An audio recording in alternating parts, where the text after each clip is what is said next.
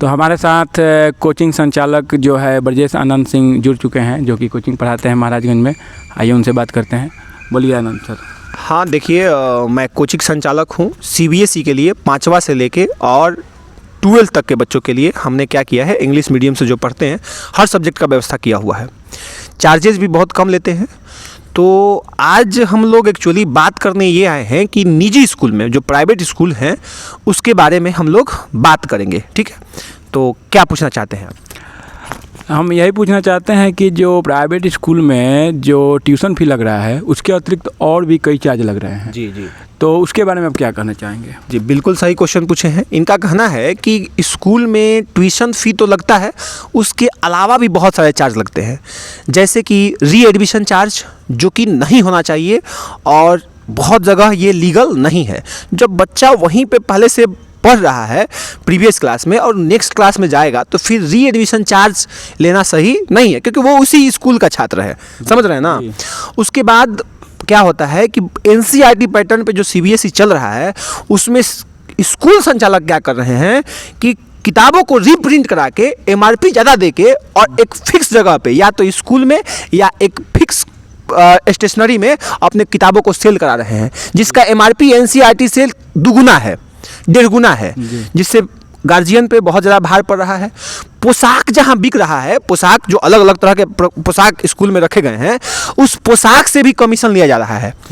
कुछ दुकान पे हम जाके बोले तो वो लोग बोले कि हम इतना में इसको प्रोवाइड करा सकते हैं। तो उन लोगों ने कहा कि नहीं सर, कुछ कमीशन है। दबे मुंह बोले, लेकिन वो बोले। ठीक है। इसके अलावा लाइब्रेरी चार्ज, डेवलपमेंट फ़ी, एनुअल फ़ी, अच्छा प्लेग्राउंड फ़ी, ये बहुत तरह की फ़ी लगाए गए हैं। अब बताइए, मतलब आपके कहने का मतलब जो स्टेशनरी है, उनसे भी ये स्कूल जो है जुड़ चुका है। वो किताब बिकवा रहा है, उसमें से कमीशन ले रहा है स्कूल। कॉपी बिकवा रहा है, उसमें से कमीशन ले रहा है। पोशाक बिकवा रहा है, उसमें से कमीशन ले रहा है। तो सरासर गलत है। हाँ। ऐसे गार्जियन पे, जो मीडियम क्लास फैमिली के लोग हैं, एवरेज कमाने वाले लोग हैं, उन पे बहुत ज़्यादा भार पड़ रहा है। ये चीज़ें समझने की जरूरत है। दूसरा बात हम ये कहना चाहेंगे कि देखिए, हम कोचिंग संचालक हैं, मात्र 500 रुपया, अब सोचिए 5-6 का हम 300 रुपीज़ लेते हैं CBSE का, ऑल सब्जेक्ट के लिए। 7-8 का 400 लेते हैं और 9-10 का हम कितना लेते हैं? 500 लेते हैं। इतना कम फी में पढ़ाने के बाद भी गार्जियन आते हैं, कहते हैं सर थोड़ा कुछ कंसेशन दीजिएगा। ये बात पूछते हैं। ये कहते हैं कि हमारा बचवा पढ़ रहा है कि नहीं, उसका स्थिति क्या है सर, थोड़ा बताइए ना। हमसे पूछने आते हैं। फी कितना? 500। जहाँ 2500-3000 रुपये देते हैं, उस स्कूल में लोग पूछने नहीं जाते हैं। वहाँ डरते हैं, उनको लाज लगता है। आपके कहने के अनुसार कि जो गार्जियन है हमसे पूछे, वो भी मतलब कि सही जगह पर क्वेश्चन नहीं करते हैं। यहाँ पे करना चाहिए। अच्छा। हम कहते हैं कि हमसे भी पूछिए आप, लेकिन उस स्कूल संचालक से भी, उसके प्रिंसिपल से भी, उनके टीचर से भी जाके उनको सवाल करना चाहिए। करना चाहिए कि नहीं करना चाहिए? एकदम करना चाहिए। कारण क्या है कि भाई आप 2500-3000 देते हैं, उसके बाद डेवलपमेंट फी देते हैं, उसके बाद प्लेग्राउंड फी देते हैं, आप लाइब्रेरी फी देते हैं, आप स्मार्ट क्लास फी देते हैं, बहुत तरह का फी जो लगाए जाते हैं, वो आपको पूछना चाहिए। आप री एडमिशन चार्ज क्यों दे रहे हैं? वहाँ तो आप पूछने नहीं जाते हैं। बस इतना हुआ, बच्चा के बोला पापा री एडमिशन चार्ज लगा है, पैसा मांगे हैं सर, आपको दे दीजिए। आप तुरंत दे दिए, एक बार क्वेश्चन नहीं किए जाकर प्रिंसिपल से, आप क्वेश्चन नहीं किए। हम तो कहते हैं समाज को जागरूक होना चाहिए। समाज के लोग मिलकर दबाव बनाएं कि री एडमिशन चार्ज क्यों लगेगा, डेवलपमेंट चार्ज क्यों लगेगा, बिल्डिंग आपका बनेगा, बिल्डिंग आपका रहेगा, अब बच्चा पैसा क्यों देगा? एक बात और है सर कि सभी लोगों के बच्चे जो है पढ़ रहे हैं आजकल के, तो सभी लोगों को एकजुट आकर इस मुद्दे पर जाकर बात करना चाहिए। वही बात हम कह रहे हैं कि लोगों एकजुट हो, पूछें कि बिल्डिंग आपका तैयार हो रहा है, फिर डेवलपमेंट चार्ज हम क्यों दें? हम क्यों दें? हम अपने बच्चों को पढ़ा रहे हैं, हम ट्यूशन फी के हकदार हैं, बस। उसके अलावा क्या आप ग्राउंड रखे हैं कि कितना ग्राउंड में खर्चा आता है, कितना ग्राउंड? एक बार आप ग्राउंड बना दिए, उसके बाद कौन सा चार्ज लगता है भाई? फुटबॉल खरीदने का चार्ज, क्रिकेट किट खरीदने का चार्ज, आप बताइए, इसका चार्ज लगता है क्या? अगर इसका चार्ज लगता है तो इसका कितना चार्ज होगा? सब बच्चों से क्या उछला जाएगा लाखों रुपया और खर्चा होगा हजारों में। अब बताइए उस चार्ज का क्या है?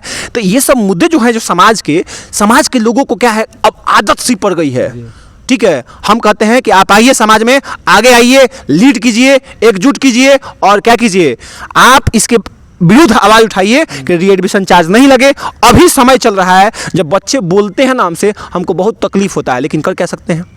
अकेले जाके किसी स्कूल में अगर हम कुछ बोलते भी हैं, हंगामा भी करते हैं, तो हम पे FIR होगा। और कल से हम जो संचालन कर रहे हैं अपने कोचिंग का, वो भी डिस्टर्ब हो जाएगा। जी, जी। बच्चे का जिंदगी भविष्य का सवाल है। हम आपसे कह रहे हैं कि अगर आपके बच्चे पढ़ते हैं तो आप क्या कीजिए, लोगों को, पेरेंट्स को बुलाइए, एक साथ जाइए, स्कूल में पूछिए, माइक लेके पूछिए कि बताइए सबके सामने कि आप ऐसा चार्ज क्यों ले रहे हैं। क्यों नहीं? इसका ब्यौरा दीजिए हम। हाँ दीजिए, कहाँ कहाँ कितना खर्चा हो रहा है, नहीं हो रहा है, उसके बाद हमसे लीजिए। लीजिए, कोई दिक्कत नहीं है। आप लाखों में उसीलिएगा, हजारों में खर्चा कीजिएगा, बाकी पैसा कहाँ गया। ना ना, ऐसे तो नहीं। हाँ, अब स्कूल संचालन जो है अब करोड़पति होते जा रहे हैं, अब बाकी लोग पढ़ाने में भी असक्षम है, सक्षम नहीं है, तो बताइए, ये तो दुखदाई है, दुखदाई है ना जी। हम कहते हैं कि चलिए हम भी व्यवस्था देंगे, प्राइवेट कोचिंग संस्थान जो है वो भी व्यवस्था देंगी। आप उनसे क्वेश्चन कीजिए, खूब क्वेश्चन कीजिए कि नहीं हमारा बच्चा आपके पास आता है, पढ़ाते हैं तो क्या पढ़ाएं हैं क्या नहीं पढ़ाएं, आप पूछिए।